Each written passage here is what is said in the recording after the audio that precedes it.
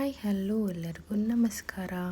ಮಕ್ಕಳಿಗೆ ಕೂದಲು ತೆಗೆಯೋ ಶಾಸ್ತ್ರ ಮಾಡ್ತಿದ್ದೀವಿ. ಅಂದರೆ ಕೆಲವು ಕಡೆ ದೊಡ್ಡ ದೇವ್ರೆ, ಬಣ್ಣ ದೇವ್ರೆ, ಪೇರ್ ದೇವರ್ಲು ಅಂತೆಲ್ಲ ಡಿಫ್ರೆಂಟಾಗಿ ಕರೀತಾರೆ. ಅಂದರೆ ಡಿಫ್ರೆಂಟಾಗಿ ಶಾಸ್ತ್ರನೂ ಮಾಡ್ತಾರೆ. ನಮ್ಮ ಕಡೆ ಈ ಥರ ಮಾಡ್ತಾರೆ. ಅರವೆ ಇಟ್ಟು ಅರವೆನ ಪೂಜಿಸಿ, ಅರವೆ ತುಂಬ ನೀರು ಹಾಕಿ ಅರವೆನ ಪೂಜಿಸಿ, ನಾವು ಹಾಕ್ಕೊಳ್ಳೋ ಬಟ್ಟೆ ಎಲ್ಲ ಅದ್ರ ಮೇಲಿಟ್ಟು ಪೂಜೆ ಮಾಡ್ತಿದ್ದೀವಿ. ಹಾಗೆ ಎಡೆ ಎಲ್ಲ ಹಾಕಿದ್ದೀವಿ. ಆ ಡೇ ಫುಲ್ಲು ಎಲ್ಲರೂ ಉಪವಾಸ ಇರ್ತೀವಿ. ಸಾಯಂಕಾಲ 4-4:15ಗೆ ಈ ಪೂಜೆ ಎಲ್ಲ ಮುಗಿಸಿ ಎಲ್ಲ ದೇವ್ರಿಗೆ ಆರತಿ ಎಲ್ಲ ಕೊಟ್ಟು ಪೂಜೆ ಮಾಡ್ತಿದ್ದೀವಿ. ನೋಡಿ, ನಾವು 3, ಇನ್ನೊಬ್ಬರಿದ್ದಾರೆ. ನಾವು 4 ಜನ ಮಾಡ್ಕೊತಿದ್ದೀವಿ ಈ ಶಾಸ್ತ್ರನ.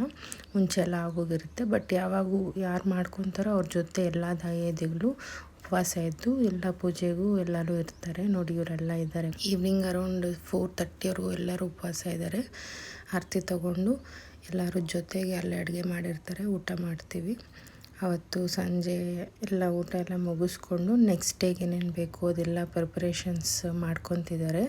ನೆಕ್ಸ್ಟ್ ಡೇ ಏನೆಲ್ಲ ಆಗುತ್ತೆ ಅಂತ ನಾನು ವಿಡಿಯೋ ಮಾಡಿರ್ತೀನಿ. Stay tune. Thanks for watching.